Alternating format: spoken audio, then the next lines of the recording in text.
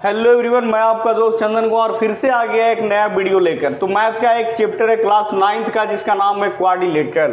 तो हम सभी जानते हैं क्वाड्रिलेटरल एक ऐसा पॉलीगॉन होता है जिसमें 4 लाइन सेगमेंट्स होते हैं। याद रखना है, एक quadrilateral is that polygon which is bounded by 4 line segments. तो एक क्वाड्रिलेटरल में 4 लाइन सेगमेंट्स होते हैं। अब याद रखना है कि क्वाड्रिलेटरल में 4 एंगल्स होता है, 4 साइड्स होते हैं और 2 डायगोनल्स होता है। तो याद रखना है कि एक quadrilateral is that polygon which is bounded by 4 line segments. एक क्वाड्रिलेटरल में 4 vertex A, vertex B, vertex C and vertex D. 4 side की अगर बात करें, यहाँ पे 4 वर्टाइसेस।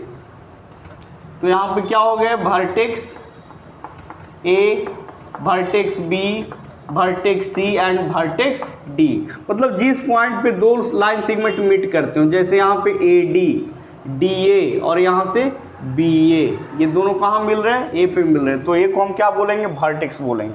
तो इस तरीके से हम इसे लिख सकते हैं quadrilateral A B C. It is read as quadrilateral A B C D. इसको याद रखना है, it is the symbol of quadrilateral A B C D या फिर quadrilateral A B C D.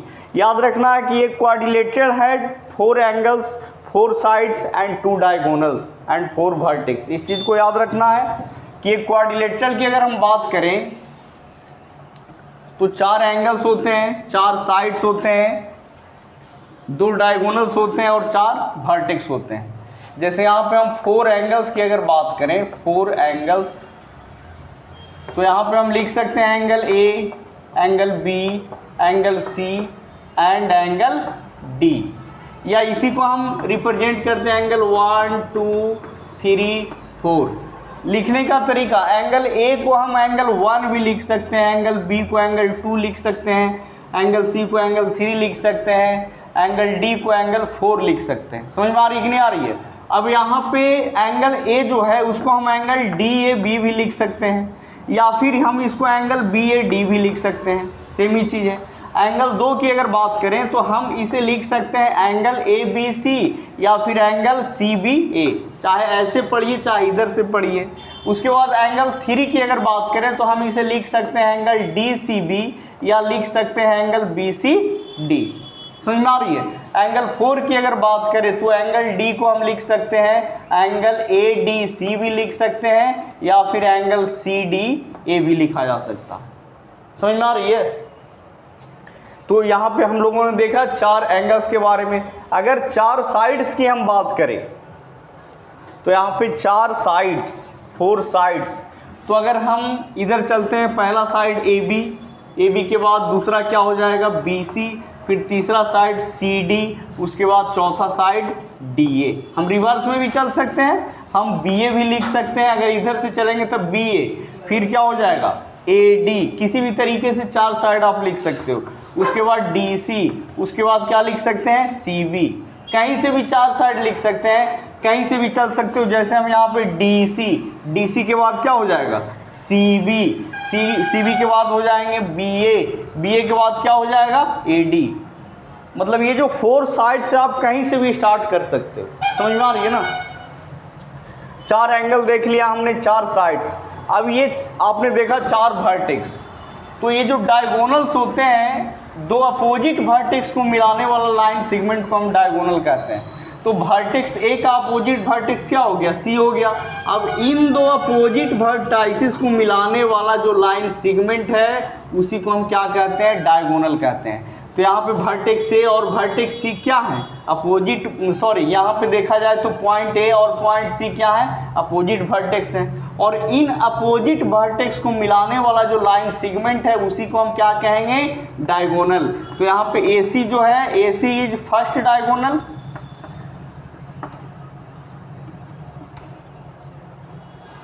और यहाँ पे देखा जाए तो बी डी जो है, B D is second diagonal.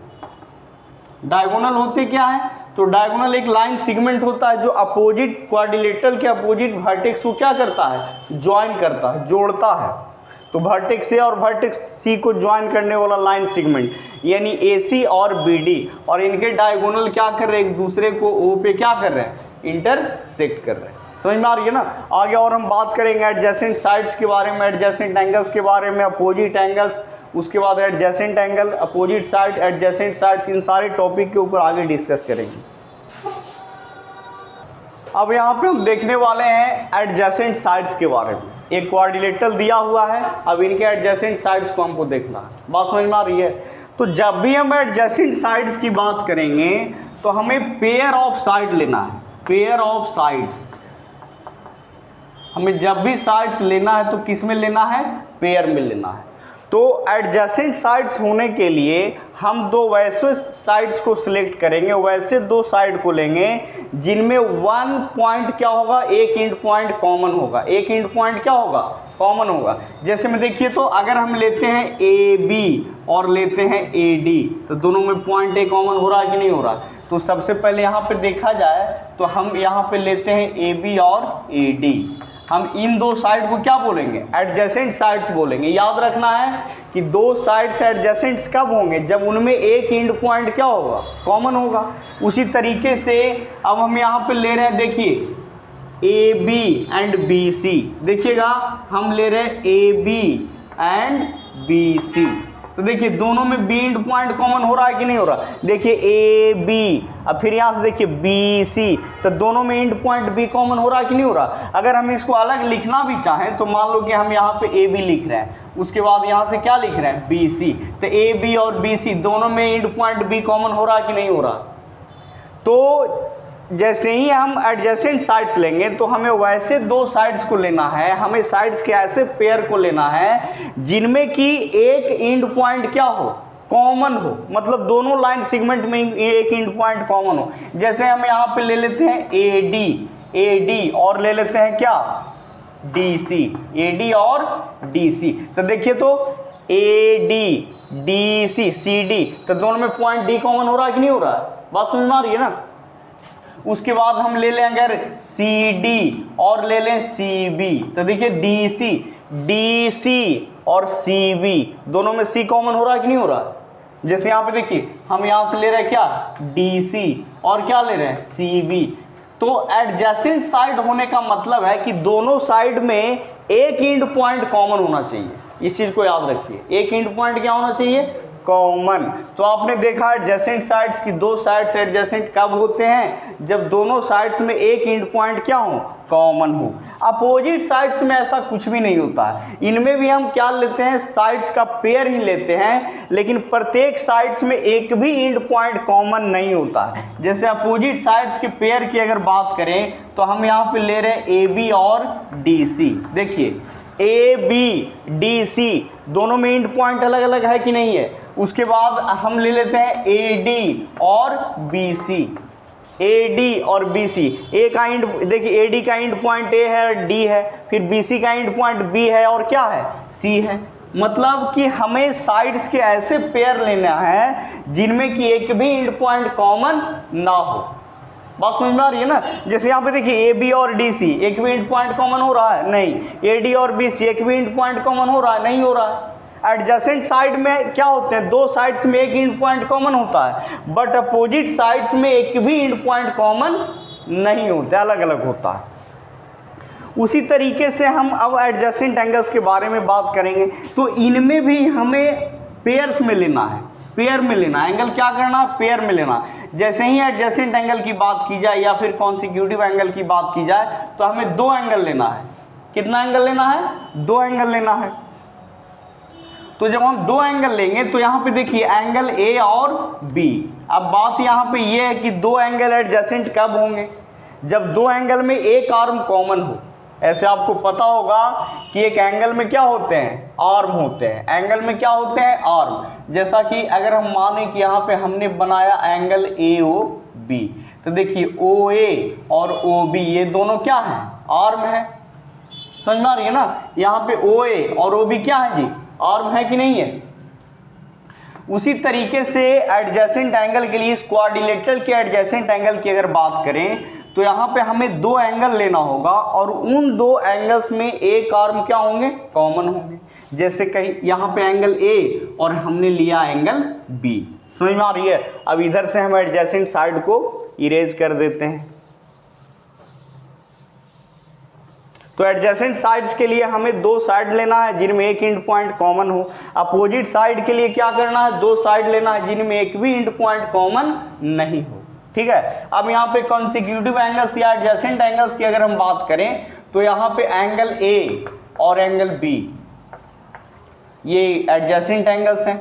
अब एडजेसेंट एंगल्स होने के लिए हमें एंगल्स का पेयर लेना है और उन दोनों एंगल्स में क्या होना चाहिए कि एक आर्म कॉमन होना चाहिए। एक आर्म क्या होना चाहिए, कॉमन होना चाहिए। जैसे यहाँ पे देखिए ए और बी, तो देखिए ए और बी में एंगल ए की अगर बात करें तो ए बी आर्म आ रहा है और ए डी आर्म आ रहा है। एंगल बी की अगर बात करें तो आर्म ए बी इसमें भी आ रहा है और बी सी आ रहा है, यानी एक आर्म कॉमन हो रहा है कि नहीं हो रहा है। एंगल ए और बी हमने लिया, उसके बाद एंगल बी और एंगल सी हमने लिया, उसके बाद हमने एंगल सी और एंगल डी लिया, उसके बाद हमने एंगल सी और एंगल ए लिया। समझ में आ रही है कि नहीं आ रही है। तो ये एडजेसेंट एंगल्स हैं या फिर कॉन्सिक्यूटिव एंगल्स हैं, क्योंकि इनमें ये दोनों एंगल्स में एक आर्म कॉमन हो रहा है। अब कहिए कि कॉमन कैसे हो रहा है सर, तो एंगल ए यहाँ पे लीजिए, यहाँ पे डी ए और बी, उसके बाद फिर बी ले लीजिए ए बी सी। अब कंडीशन क्या है कि दो एंगल्स एडजेसेंट कब कहलाते हैं, जब दोनों में एक आर्म कॉमन हो। तो यहाँ पे देखिए ए बी दोनों में कॉमन हो रहा है कि नहीं हो रहा। एंगल डी ए बी और एंगल सी बी ए, तो दोनों में ए बी कॉमन हो रहा है कि नहीं हो रहा। तो ये क्या हो जाएंगे, एडजेसेंट एंगल्स हो जाएंगे। ये क्या हो जाएंगे, एडजेसेंट एंगल। फिर एंगल बी और एंगल सी की अगर बात करें तो देखिए एंगल बी को बना लीजिए, एंगल बी को बनाइए तो ए बी सी, फिर एंगल सी को बनाइए तो सी को बनाइएगा तो डी सी बी। तो देखो दोनों में ए बी सी और डी सी बी दोनों में बी सी कॉमन आर्म हो रहा कि नहीं हो रहा। तो याद रखना है कि एडजेसेंट जो एंगल्स होते हैं उनमें क्या होते हैं, एक आर्म कॉमन होते हैं। समझ में आ रही है। अपोजिट एंगल में ऐसा नहीं होता, अपोजिट एंगल में एक भी आर्म कॉमन नहीं होते, इस चीज को याद रखना है। तो अपोजिट एंगल्स की अगर बात करें तो एंगल ए और एंगल क्या हो जाएंगे, एंगल सी, ये अपोजिट एंगल्स के पेयर हो गए। उसके बाद एंगल डी और एंगल बी, ये भी क्या हो गए, अपोजिट एंगल्स के पेयर हो गए। एडजेसेंट और अपोजिट ये दोनों में क्या सिमिलरिटी है और क्या डिसिमिलरिटी, याद रखना है। तो जो एडजेसेंट एंगल होते हैं उनमें क्या होता है, एक आर्म कॉमन होता है, लेकिन जो अपोजिट एंगल्स होते हैं उनमें एक भी आर्म कॉमन नहीं होता है। जैसे देखो ना एंगल ए, तो एंगल ए में आर्म कौन कौन आया, ए बी आया है और ए डी आया है। फिर एंगल सी में देखिए सी बी आया और सी डी आया, तो दोनों एंगल्स में एक भी आर्म कॉमन नहीं हो रहा है। अगर दो एंगल्स में एक आर्म कॉमन हो जाता तो एडजेसेंट एंगल हो जाता। तो जब दो एंगल्स में एक भी आर्म कॉमन नहीं हो तो उसे हम क्या बोलेंगे, अपोजिट एंगल्स बोलेंगे। जैसे यहाँ पे एंगल ए का अपोजिट डी सी हो गया, एंगल बी का अपोजिट एंगल डी हो गया। समझ में आ रही है ना। तो याद रखना है कि अपोजिट एंगल्स में हम एंगल्स का ऐसा पेयर लेते हैं कि जिनमें एक भी आर्म कॉमन नहीं होता है। एडजेसेंट एंगल्स में एक आर्म कॉमन होता है। दो एंगल्स लेना है और दोनों में एक एंगल क्या होंगे, कॉमन होंगे। जैसे एंगल ए और एंगल बी दोनों क्या है, एडजेसेंट एंगल है, क्योंकि एंगल ए में भी ए बी आ रहा है और एंगल बी में भी ए बी आर्म आ रहा है। लेकिन अपोजिट एंगल्स की बात करें तो एंगल ए का अपोजिट एंगल सी, देखिए एंगल ए के आर्म ए बी और ए डी, एंगल सी के आर्म सी बी और सी डी, ये दोनों क्या हैं, अलग अलग हैं।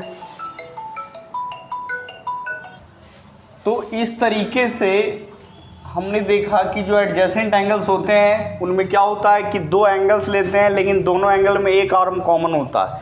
अपोजिट एंगल्स में ऐसा नहीं होता। जैसे यहाँ पे हमने एंगल ए लिया, एंगल ए के इंक्लूडेड आर्म हो गए ए बी और ए डी, और हमें यहाँ पे एंगल सी लेना है तो एंगल सी के आर्म हो जाएंगे डी सी और सी बी। तो यहाँ पे देखिए जो अपोजिट एंगल्स होते हैं उनमें एक भी आर्म कॉमन नहीं होता। इस चीज़ को क्या करना है, ध्यान में रखना है। चलिए अब हम कुछ वेरियस टाइप्स ऑफ क्वाड्रिलेटरल के बारे में देखने वाले हैं। क्वाड्रिलेट मतलब various types of quadrilateral. Quadrilateral तो होंगे लेकिन वो कुछ पार्टिकुलर प्रॉपर्टीज को फॉलो करेंगे। जैसे हमने यहाँ पे लिया है पैरेललोग्राम, तो याद रखना है कि parallelogram is that quadrilateral in which both pairs of opposite sides are parallel and equal. याद रखना है कि कि ये जो पैरेललोग्राम होते हैं इनमें both pairs of opposite sides जो होता है वो इक्वल एंड पैरेलल होते हैं। यहाँ पे हम लिख सकते हैं इन पैरेललोग्राम, ये इसको हम क्या पढ़ेंगे, पैरेललोग्राम। तो हम यहाँ पे देखेंगे कि इन पैरेललोग्राम किसमें, ए बी सी डी, ये एक ऐसे कोऑर्डिनेटर होते हैं जिनमें both pairs of opposite sides are equal and parallel. तो अपोजिट साइड का मतलब तो आपको पता ही होगा, अभी अभी मैंने डिस्कस किया है कि जो अपोजिट साइड होते हैं उनमें एक भी इंड पॉइंट कॉमन नहीं होता है, जो एडजेसेंट साइड्स होते हैं उनमें एक इंड पॉइंट कॉमन होता है। जैसे ए बी और बी सी, तो ए बी और बी सी क्या हो जाएंगे, एडजेसेंट साइड्स के पेयर हो जाएंगे, समझ में आ रही है ना। लेकिन ए बी और डी सी ये अपोजिट साइड्स हो जाएंगे, क्योंकि जो एडजेसेंट साइड्स होते हैं उसमें एक इंड पॉइंट कॉमन होता है और जो अपोजिट साइड्स होते हैं उनमें एक भी इंड पॉइंट कॉमन नहीं होता, इस चीज़ को याद रखना है। तो in parallelogram A B C D यहाँ पे हम लिखेंगे कि both pairs of opposite sides are parallel. तो A B parallel, A B का अपोजिट साइड कौन है, डी सी है, तो A B parallel D C, and A D का अपोजिट साइड क्या हो गया, A D parallel B C. साथ ही साथ ये भी याद रखना है कि both pairs of opposite sides are equal and parallel, parallel and equal. ये ए बी डी सी के पैरेलल तो होते ही होते हैं, साथ इक्वल भी होते हैं, यानी A D is equal to क्या, B C, A D is equal to क्या, B C, and A B is equal to क्या, डी सी। इस चीज को याद रखना है, बात समझ में आ रही है। चलिए अब हम इसके प्रॉपर्टीज को देखेंगे, प्रॉपर्टीज ऑफ पैरेललोग्राम की इनकी प्रॉपर्टीज क्या क्या होते हैं। तो अब यहाँ पे अगर प्रॉपर्टीज की अगर हम बात करें, प्रॉपर्टीज ऑफ ए पैरेललोग्राम, तो पहला प्रॉपर्टीज ये होता है कि both pairs of opposite sides are equal and parallel, ये याद रखना है। तो इसका मतलब कि A B parallel D C and A B is equal to क्या, डी सी। और दूसरा pair A D parallel B C, both pairs of opposite sides, याद रखना है कि ऐसा क्वाड्रिलेटरल जिनमें both pairs of opposite sides are equal and parallel, यानी A D parallel B C and A D is equal to क्या, B C. दूसरा property ये याद रखना है कि अपोजिट एंगल्स आर इक्वल, इनके जो अपोजिट एंगल्स होते हैं, angle A is equal to angle C and angle D is equal to angle B. उसके बाद diagonals bisects each other, diagonals एक दूसरे को क्या करते हैं, बाइसेक्ट करते हैं। इसका मतलब ये हुआ कि O A is equal to O C and O D is equal to O B. Diagonals bisect each other, it means कि O D is equal to क्या, ओ बी, यानी दोनों डायगोनल एक दूसरे को क्या करते हैं, बाइसेक्ट करते हैं। तो डायगोनल ए सी जो है बी डी को दो इक्वल पार्ट में डिवाइड करेगा, it means O D is equal to O B and O A is equal to क्या, O C, and O A is equal to क्या, ओ सी। तो अभी अभी हमने क्या सीखा कि ये parallelogram is that quadrilateral in which both pairs of opposite sides are equal and parallel, समझ में आ रही है ना।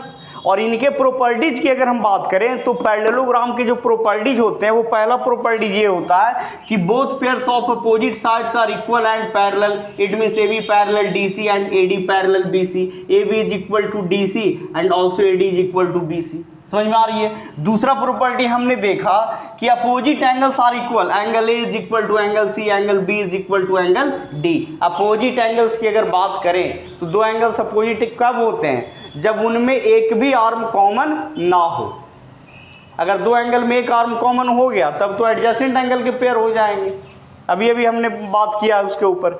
तीसरा याद रखना है कि diagonals of parallelogram bisect each other, दोनों डायगोनल एक दूसरे को दो इक्वल पार्ट में डिवाइड करते हैं। यहाँ पे AC जो है BD को दो इक्वल पार्ट में डिवाइड कर देगा और BD जो है AC को दो इक्वल पार्ट में डिवाइड कर देगा, समझ में आ रही है ना। प्रॉपर्टीज बहुत इंपॉर्टेंट है, याद रखना है प्रॉपर्टी, ठीक है। आगे हम लोग देखेंगे रेक्टेंगल के बारे में। चलिए अगला जो क्वाड्रिलेटरल है वो है रेक्टेंगल।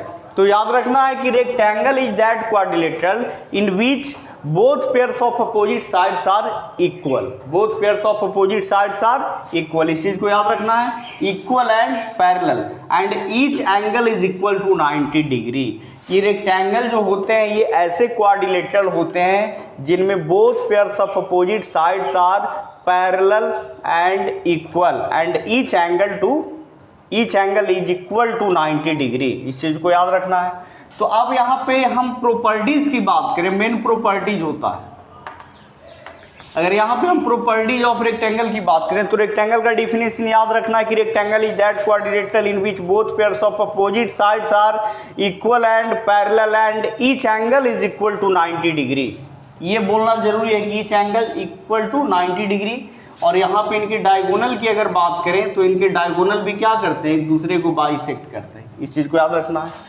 अब प्रॉपर्टीज की बात करें तो इनके जो अपोजिट साइड होते हैं यानी A B is equal to क्या हो जाएगा, डी सी, और साथ ही साथ A B parallel D C. पहला प्रॉपर्टी कि both pairs of opposite sides are equal and parallel. उसके बाद हम लिख सकते हैं एडी का opposite side AD is equal to B C and AD also parallel to B C. इस चीज को याद रखना है, पहला प्रॉपर्टी। दूसरा ये होता है कि इनके डायगोनल क्या होते हैं, इक्वल होते हैं। तो डायगोनल्स आर इक्वल यानी BD इज इक्वल टू क्या, AC। Diagonals are equal. तीसरा प्रॉपर्टी कि diagonals bisect each other. It means कि OD is equal to OB and OA is equal to OC। इस चीज को याद रखना है कि OD is equal to OB and OA is equal to OC। चौथा प्रॉपर्टी याद रखना है कि all angles each angles is equal to 90 degree.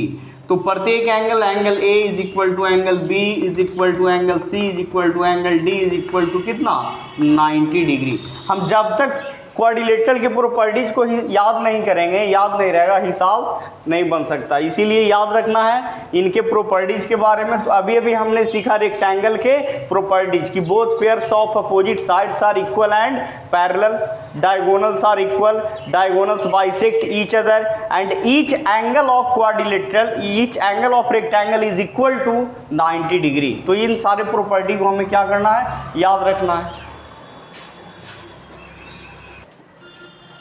चलिए अब हम बात करने वाले हैं स्क्वायर के बारे में। तो square is that quadrilateral in which all sides are equal and each angle is equal to 90 degree. याद रखना है कि स्क्वायर एक ऐसे क्वाड्रिलेटरल होते हैं जिनमें सभी साइड्स इक्वल होते हैं और प्रत्येक एंगल जो होता है 90 डिग्री के बराबर होते हैं। It means P Q is equal to Q R is equal to S R is equal to P S and angle P is equal to angle Q is equal to angle R is equal to angle S is equal to 90 degree. Main यहाँ पे हम properties की बात करेंगे। Properties हमें याद रखना है तभी हम प्रॉब्लम को अच्छे तरीके से बना सकते हैं। पहला property all sides are equal. तो इसका मतलब P Q is equal to Q R is equal to S R is equal to P S, पहला प्रॉपर्टी। दूसरा property each angle is equal to 90 degree यानी angle P is equal to angle Q is equal to angle R is equal to angle S is equal to 90 degree. तीसरा diagonals are equal. Diagonals इनके क्या होते हैं, equal. आपको तो पता ही होगा कि डायगोनल जो होते हैं क्वाड्रिलेटरल के अपोजिट वर्टाइसेस को मिलाने वाले लाइन सेगमेंट को हम डायगोनल कहते हैं। तो डायगोनल यानी P R is equal to Q S. Diagonal क्या होते हैं, इक्वल होते हैं। साथ ही साथ ये भी याद रखना है कि इनके डायगोनल एक दूसरे को बाइसेक्ट करते हैं लेकिन राइट एंगल पे। रेक्टेंगल के भी डायगोनल एक दूसरे को बाइसेक्ट करते हैं लेकिन राइट एंगल पे नहीं करते हैं। बट स्क्वायर के डायगोनल एक दूसरे को बाइसेक्ट करते हैं राइट एंगल पे। इट मीन्स कि एंगल 1 2 3 और यहाँ पे 4 मान लेते हैं कि ओ पे इंटरसेक्ट कर रहा है। तो यहाँ पे हम लिखेंगे OS इज इक्वल टू क्या, OQ। डायगोनल्स एक दूसरे को बाइसेक्ट करते हैं। इट मीन्स कि यहाँ पे अगर O है तो OQ is equal to OS and OR is equal to OP and OR is equal to OP और एक दूसरे को राइट एंगल पे बाइसेक्ट करते हैं। तो अगर ये एंगल 90 डिग्री है तो सभी एंगल क्या हो जाएंगे, 90 डिग्री हो जाएंगे। तो इस तरीके से तीसरा प्रॉपर्टी याद रखना। चौथा प्रॉपर्टी की diagonals are equal and bisect each other. चलिए तो इस तरीके से हमने स्क्वायर के सभी प्रॉपर्टी के बारे में देख लिया कि स्क्वायर में सभी साइड्स क्या होते हैं, इक्वल होते हैं। ईच एंगल 90 डिग्री के बराबर होता है। इनके डायगोनल्स इक्वल होते हैं। इनके डायगोनल्स एक दूसरे को बाइसेक्ट करते हैं बट राइट एंगल पे करते हैं।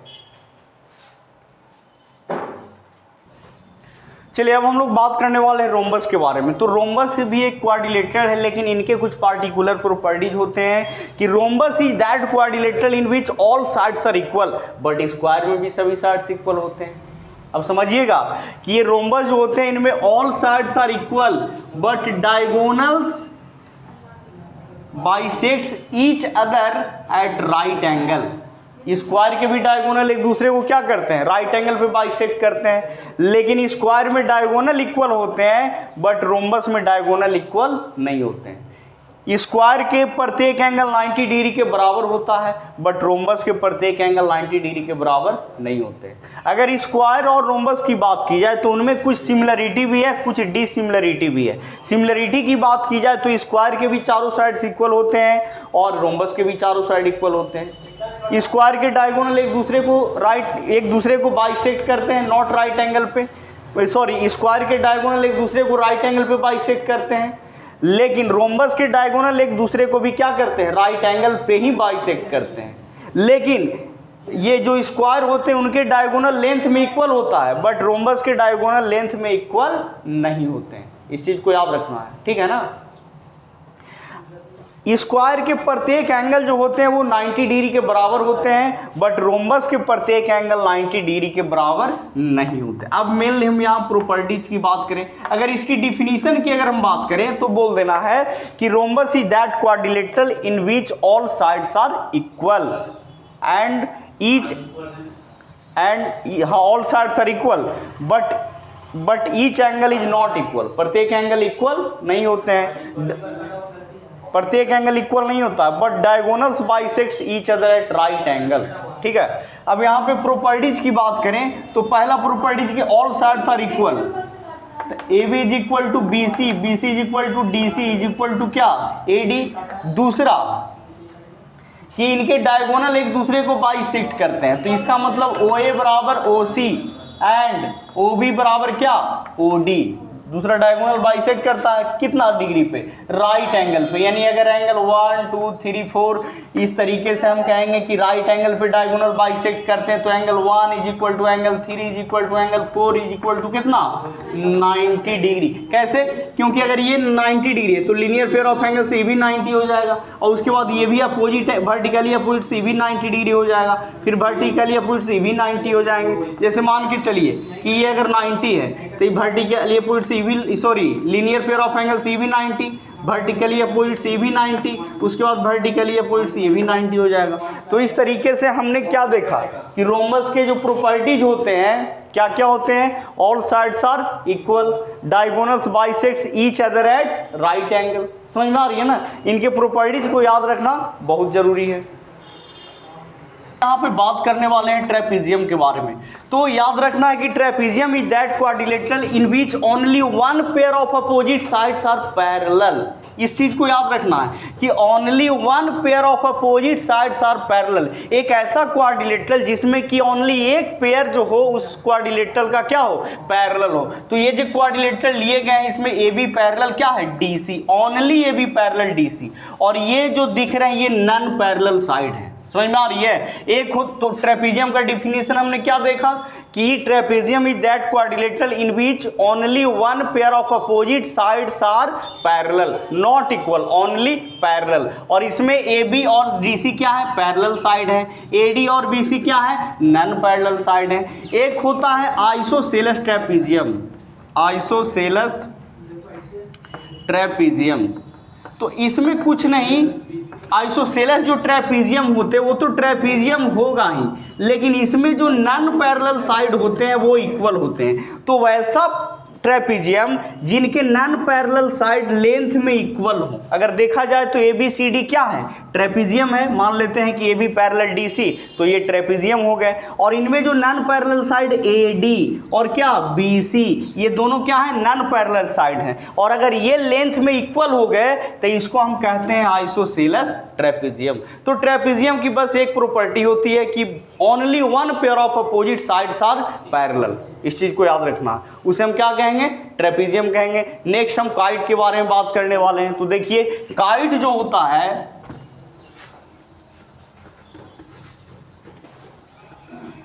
अगर हम ट्रेपीजियम के बाद काइट की बात करें तो only two pairs of adjacent side A B C D. याद रखना है कि only 2 pairs of adjacent sides are equal. तो ए बी और ए डी ये दोनों क्या हैं, एडजेसेंट साइड हैं, क्योंकि ए बी में पॉइंट ए कॉमन हो रहा है, ए डी में भी ए आ रहा है। एडजेसेंट साइड का मतलब क्या कि दो साइड्स हमको लेना है जिनमें एक एंड पॉइंट क्या हो, कॉमन हो। तो ए बी और ए डी दोनों में ए आ रहा है, उसके बाद बी सी और सी डी दोनों में सी आ रहा है। तो याद रखना है कि kite is that quadrilateral in which only 2 pairs of adjacent sides are equal.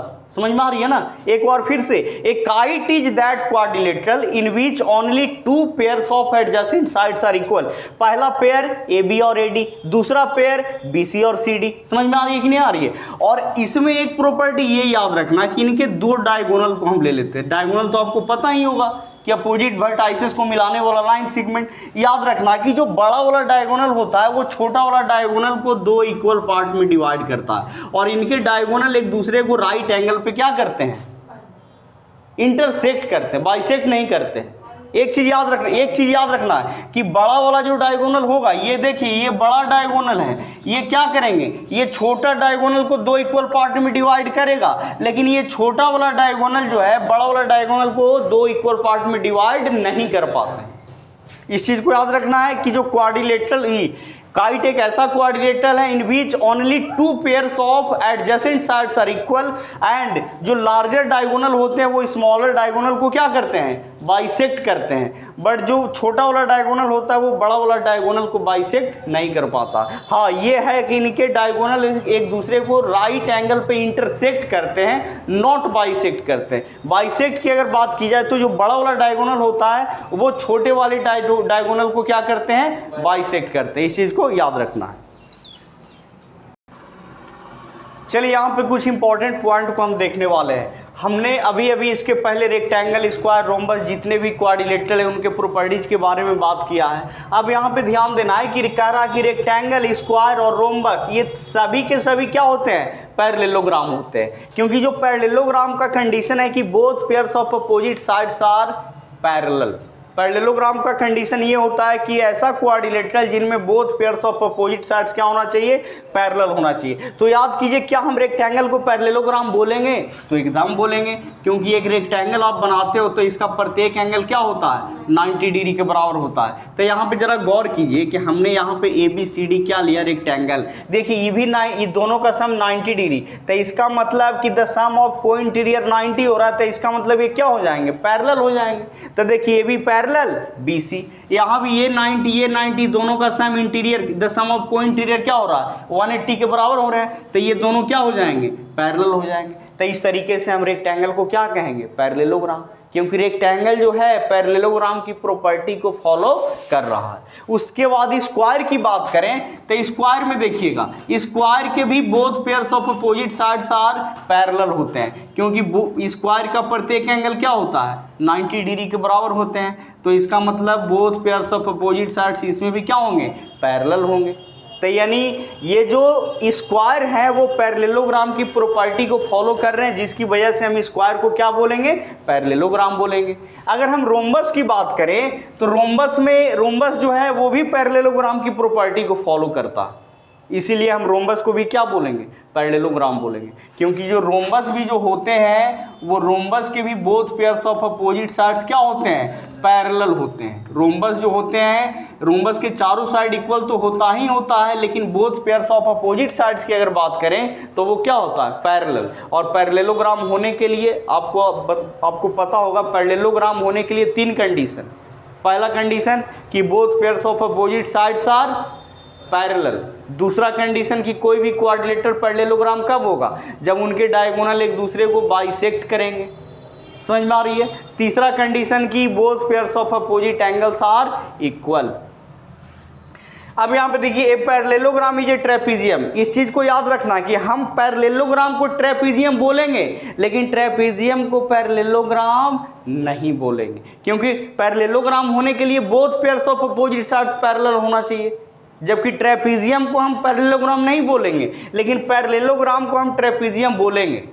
क्योंकि पैरेललोग्राम जो है वो ट्रेपीजियम का कंडीशन फॉलो कर रहा है, लेकिन ट्रेपीजियम जो है पैरेललोग्राम का कंडीशन फॉलो नहीं कर रहा है। जरा दिमाग लगाइए कि अगर एक पैरेललोग्राम की बात करें और एक ट्रेपीजियम की बात करें तो दोनों में जरा दिमाग लगाइए। तो जो पैरेललोग्राम होता है उनमें both pairs of opposite sides are parallel, लेकिन ट्रेपीजियम में only one pair of opposite sides are parallel. तो पैरेललोग्राम को हम ट्रेपीजियम बोलेंगे, लेकिन ट्रेपीजियम को पैरेललोग्राम नहीं बोलेंगे। रेक्टेंगल पैरेललोग्राम है, स्क्वायर पैरेललोग्राम है, रोम्बस पैरेललोग्राम है, क्योंकि ये सभी पैरेललोग्राम के कंडीशन को फॉलो कर रहे हैं। अब यहां पे ध्यान रखना कि ये square is both a rectangle and a rhombus. अब समझिएगा कि एक स्क्वायर जो है, स्क्वायर को हम रेक्टेंगल भी कह सकते हैं और एक स्क्वायर को हम रोम्बस भी कह सकते हैं। इस बात को समझिएगा कि एक स्क्वायर जो है रेक्टेंगल और रोम्बस का जगह ले सकता है, लेकिन रेक्टेंगल और रोम्बस कभी भी स्क्वायर का जगह नहीं लेगा। बात को समझ में आ रही है? यानी ये जो स्क्वायर हैं, ये रेक्टेंगल और रोम्बस, ये दोनों की प्रॉपर्टी को फॉलो करते हैं, लेकिन ये रेक्टेंगल स्क्वायर की कुछ प्रॉपर्टी को फॉलो करता है, कुछ को नहीं करता है। रोम्बस ये स्क्वायर की कुछ प्रॉपर्टी को फॉलो करता है, कुछ को नहीं करता। जैसे रोम्बस के भी चारों साइड्स इक्वल, स्क्वायर के भी चारों साइड्स इक्वल। समझ में आ रही है ना? लेकिन स्क्वायर में प्रत्येक एंगल 90 डिग्री के बराबर, रोम्बस के प्रत्येक एंगल 90 डिग्री के बराबर नहीं होते हैं। समझ में आ रही है? उसके बाद स्क्वायर के डायगोनल इक्वल, रोम्बस के diagonal are not equal, rhombus के डायगोनल इक्वल नहीं होते हैं। इनके डायगोनल भी क्या करते हैं, एक दूसरे को राइट एंगल पे बाइसेक्ट करते हैं, और इनके भी डायगोनल एक दूसरे को राइट एंगल पे बाइसेक्ट करते हैं। लेकिन स्क्वायर के डायगोनल लेंथ में इक्वल होते हैं, बट रोम्बस के डायगोनल लेंथ में इक्वल नहीं होते हैं। तो इस चीज़ को याद रखना है कि स्क्वायर जो है वो रेक्टेंगल का जगह ले सकता है, स्क्वायर जो है रोम्बस का जगह ले सकता है, लेकिन रेक्टेंगल स्क्वायर नहीं हो सकता है, रोम्बस स्क्वायर नहीं हो सकता है। बात को समझिएगा कि हम स्क्वायर को रेक्टेंगल की कैटेगरी में रख सकते हैं, स्क्वायर को हम रोम्बस की कैटेगरी में रख सकते हैं, लेकिन रेक्टेंगल और रोम्बस को कभी भी हम स्क्वायर नहीं कह सकते हैं। इस चीज़ को दिमाग में रखना। अगला बोला है कि रेक्टेंगल और a rhombus is not necessarily A square.